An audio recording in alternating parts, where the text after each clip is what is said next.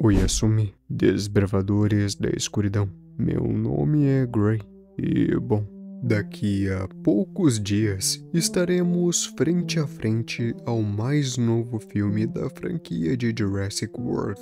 E, bem, para comemorar isso, decidi que seria interessante eu trazer um vídeo novamente sobre a franquia Jurássica aqui no canal, que não necessariamente fosse um analogue horror, como foi o último vídeo de Jurassic Park postado aqui, que infelizmente não foi tão bem aqui na plataforma. Mas tudo bem, esperamos que esse aqui dê certo.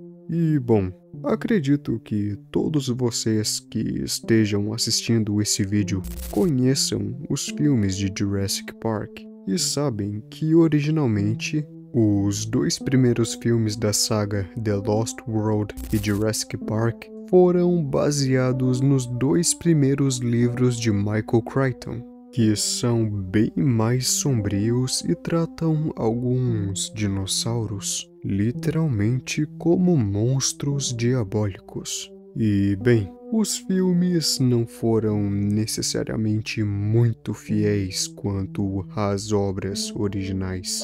Isso aconteceu porque os livros mostram mortes violentas e cenas que são muito chocantes. E para que isso não fizesse o filme ser boicotado lá na década de 90, muita coisa foi mudada para a história ser mais focada na aventura e ação do que no suspense e no terror. E há algum tempo atrás, cerca de 1 ano e meio mais ou menos, eu conheci o canal do youtuber Ali Awada, que faz algumas animações no Blender que focam justamente no terror que os filmes poderiam ter. E bem, na minha nada humilde opinião, esse youtuber conseguiu fazer o que os 3 últimos filmes de Jurassic World não fizeram. A animação em questão se chama The River, ou se traduzido, o rio, e traz novamente o meu dinossauro favorito da franquia como o principal antagonista desta animação. Então, sem mais demora, pois há alguns barulhos estranhos no horizonte. Tudo se inicia em junho de 1994 na Ilha Sorna, o conhecido também como Sítio B, e vemos Peter, um jovem que está em uma missão de resgate, e o mesmo parece estar um pouco apreensivo com alguns sinais estranhos no radar de seu barco. Rapidamente, seguindo os protocolos, Peter sai de sua cabine para investigar o que seria a possível aproximação, mas não vê nada e pensa que pode talvez ser algum tipo de herbívoro grande que se aproxima, mas mal sabe ele que o que está o seguindo está bem debaixo de seus pés.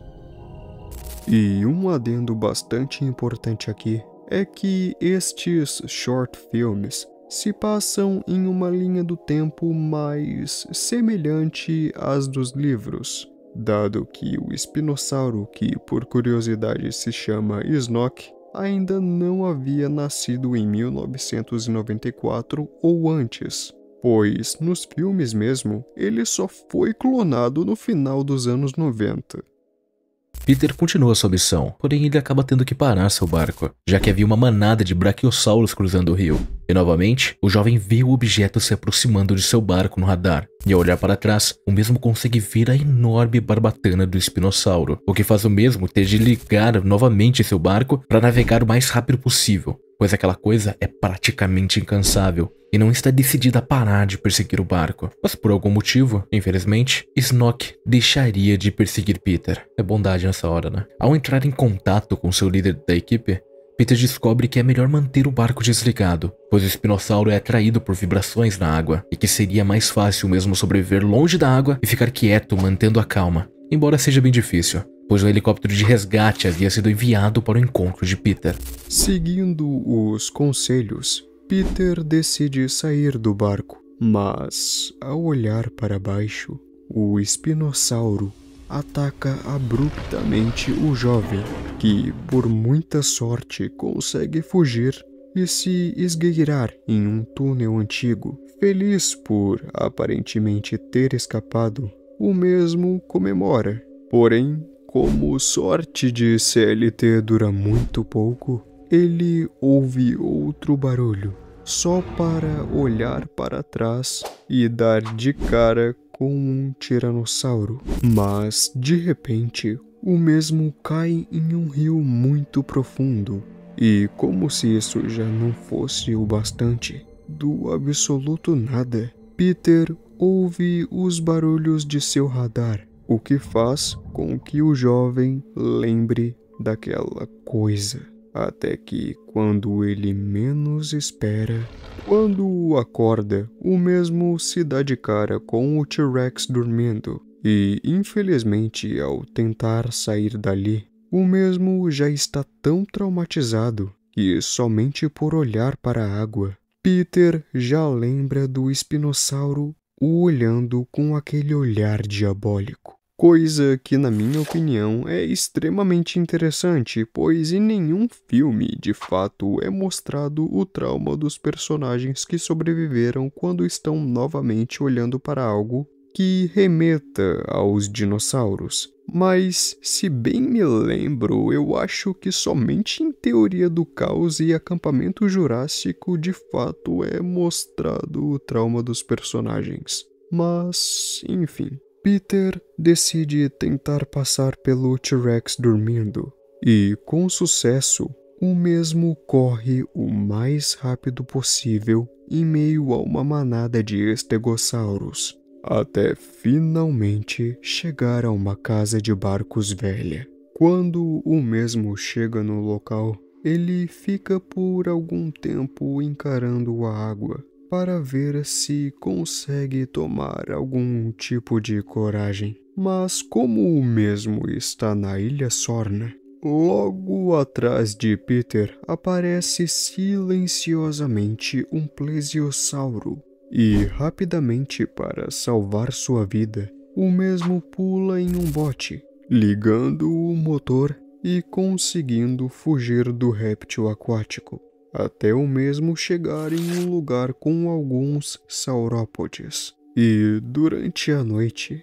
o mesmo vê finalmente o helicóptero de resgate chegando e grita a sua localização, o que, novamente, é uma péssima ideia, pois o mesmo vê na água uma movimentação e, como se fosse um faminto crocodilo, o espinossauro fica o observando, e para tentar sobreviver, Peter se deita no bote, ficando no mais puro silêncio, para tentar assim sobreviver, somente vendo o helicóptero se afastar. Até que o espinossauro se levanta e derruba o bote e Peter na água, e logo o mesmo tenta fugir, nadando com o Snoke bem em sua cola. E quando o mesmo alcança a borda, o espinossauro estava pronto para sair da água e finalmente devorá-lo.